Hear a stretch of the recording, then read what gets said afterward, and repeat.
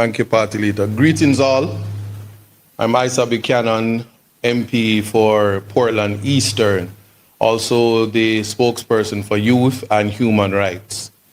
I speak on the behalf of the people on the eastern side of Jamaica. I'm setting the context to say that equity in distribution is going to be an important theme if we are to ensure that all persons in Jamaica are not excluded or left out, but rather inclusion. Now in Portland, this is a direct message from the constituents. Port Antonio is not all of Portland. So in saying that, I want people to understand that there was devastation in Portland Eastern. In particular, the Fellowship Division, which is a valley area, Melissa did serious damage in that area. There are persons who, the roofs are all gone. It's similar in the Mansion Hill Division. So there are persons who are homeless as we speak. I raise this in the context that persons have an ability to try to survive. They try their best to ensure that they move on with their life. It's almost an innate ability these days. But I want the government to understand that when persons are building back their houses and just taking up zincs that probably don't even belong to them to ensure that they have a roof over their heads, they can't wait. It's impossible to wait until somebody comes to say, okay, I see the damage.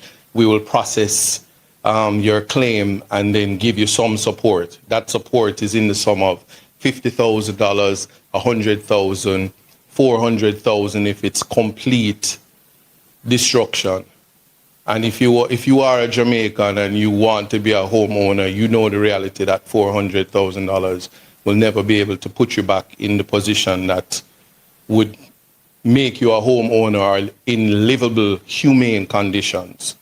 So when I speak of equity of distribution, although Melissa didn't hit at ground zero in the east, we are an island surrounded by water, especially if you're a coastline parish like Portland, Eastern, St. Thomas, Portland, Eastern and Western, all of Portland and all of St. Thomas. But if we speak of the constituency, I'm not going to sit here or stand here and say that MPs who are not in those ground zeros aren't affected, because we all are. As it is right now, we are a country where resources are scarce. The opposition leader would have reached out to the Prime Minister and there was an allocation. What does that allocation look like? I can only tell you from the lived experience that from a human rights perspective, if you get $1.5 million, that amounts to no more than 600 care packages and probably 22 tarpaulins. Why am I speaking on this? Because it would mean that if you are a member of parliament and you had persons voting for you in the amount of 8,000 plus persons, these are persons that have been affected, and whether you know it or not, it's not just the elderly, it's not just women and children, they're able-bodied persons who live day to day. And I'm just using that as a starting point because I'm saying this, it is not the time to be political. You can't see color, you can't see political parties. You have to understand that on a human rights plane, the needs of everybody will be important. And we might not know it now, but what Friday will look like in terms of how you source your meal, it won't be a laughable situation. We must look at what is happening across Jamaica. And while we start to think of how resources are distributed, I will yield to my senior, Natalie, Comrade Natalie, to speak about distribution and all of that. But what I will say, though, is what is of great importance is that we are to go to the bare minimum and think of the human rights realities. There are persons who are ill, who their medication has to be on the refrigerator.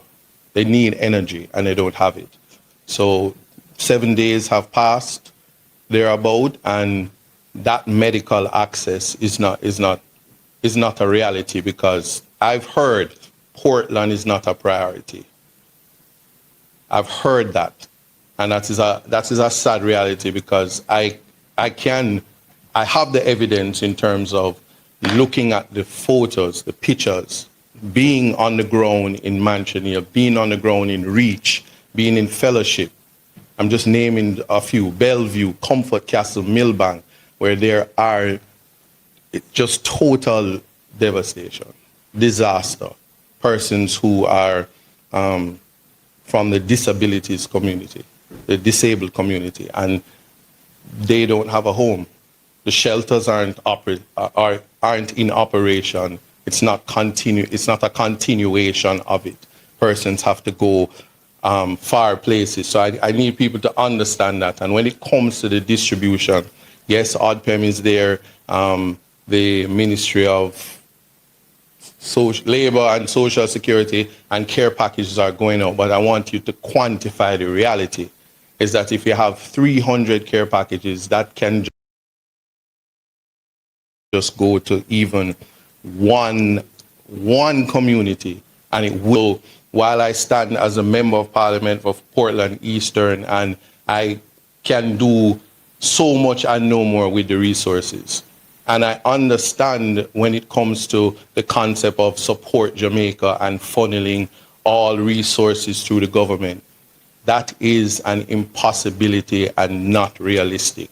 So much so that I have gone on, by taking guidance from the diaspora, to start a GoFundMe. And it is the diaspora from Portland and persons who are concerned that have raised funds for me to be able to do things that the government is not yet prepared to do.